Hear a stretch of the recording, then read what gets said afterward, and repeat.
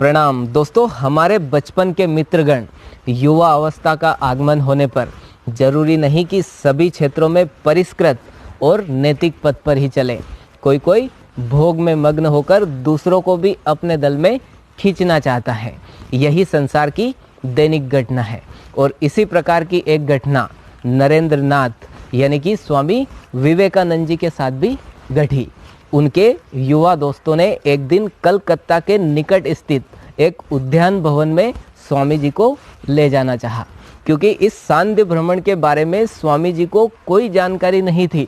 इसलिए वो सहमत हो गए और दोस्तों ने गाड़ी तैयार करके स्वामी जी को उसमें बिठाकर सभी के साथ आनंद पूर्वक उद्यान भवन की फाटक के पास जाकर उतरे।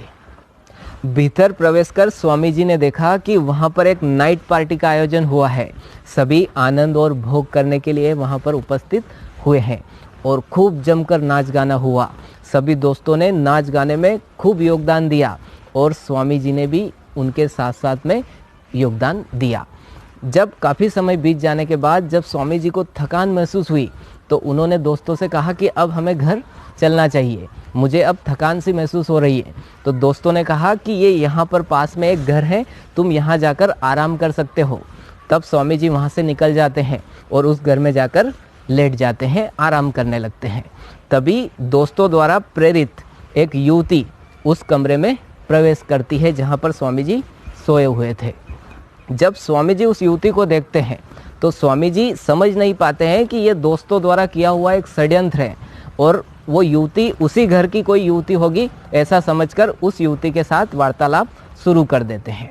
वह युवती भी अपने दुख और सुख की सभी बातें स्वामी जी को सुनाती हैं और स्वामी जी समझते हैं कि ये युवती इसी घर की है, इसलिए उससे ऐसे ही सहज भाव से बातें कर रहे थे।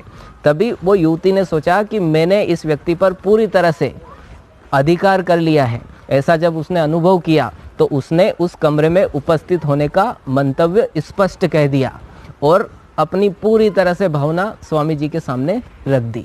जब स्वामी जी को ये बात पता चली तो स्वामी जी तुरंत उस बिस्तर से उठकर खड़े हो गए और बाहर जाने की ओर पांव बढ़ाते हुए बोले कि मेरी आंतरिक अनुभूति आपके साथ है, लेकिन यदि आप ये समझ लें कि इस तरह से जीवन व्यतीत करना पाप है तो निश्चित ही आप एक न एक दिन इससे मुक्ति जरूर पा जाएगी।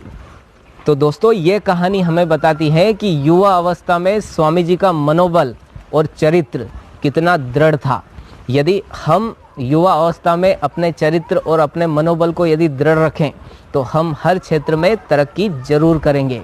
तो आशा करता हूँ आपको ये छोटी सी कहानी पसंद आई होगी। यदि पसंद आए तो लाइक ज़रूर कीजिएगा और अपने दोस्तों तक ज़रूर पहुँचाइएगा। धन्यवाद।